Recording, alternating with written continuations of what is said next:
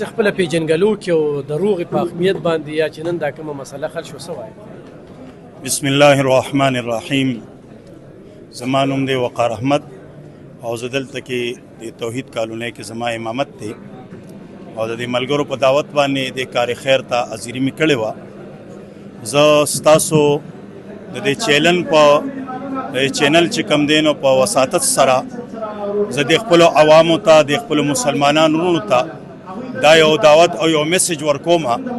چې دشمنی، اختلاف او جګړه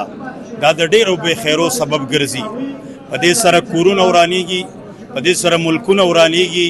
په دې سره کلی چې کم دی ویجاړ شي، ختم شي. لہذا خپل منځ کې او تعلق د محبت پیدا کې، لہذا د دې قتل و غارت او د داسې قسم چې کم دی سیزونو نه هغه چې کم دی نو نوجوان نسل ته وایم چې هغه د دې نه چې کم دی نو قطع تعلق اختیار کوي. د جناب نبی کریم صلی الله علیه وسلم چې کوم مبارک تعلیمات دي زموږ استاد لپاره مشعل راه ده،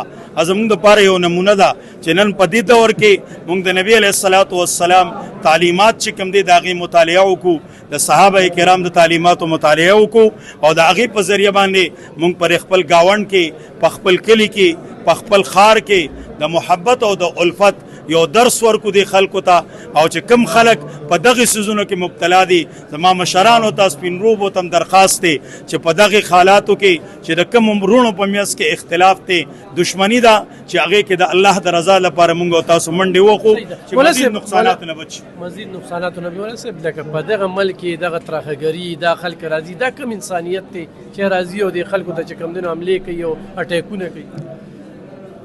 بس جی د دې په بابت سره دا هو چې کم دینو یو بل باندې یا ورتل یا د یو بل سره داسې اختلاف شریعت مطهره چې کم دی د دې هغه اجازت نه ورکي. د دې تعلیمات د شریعت دا نه دي، د یو بل سره ښه تعلق پکار دی. همدا یو میسج دی د روغې دا کم چې زمونږ وشو چې زمونږ او ستاسو مسایل له دې په ذریعه باندې چې کم دی نو الله تعالی هغه ختم کړي انشاءالله.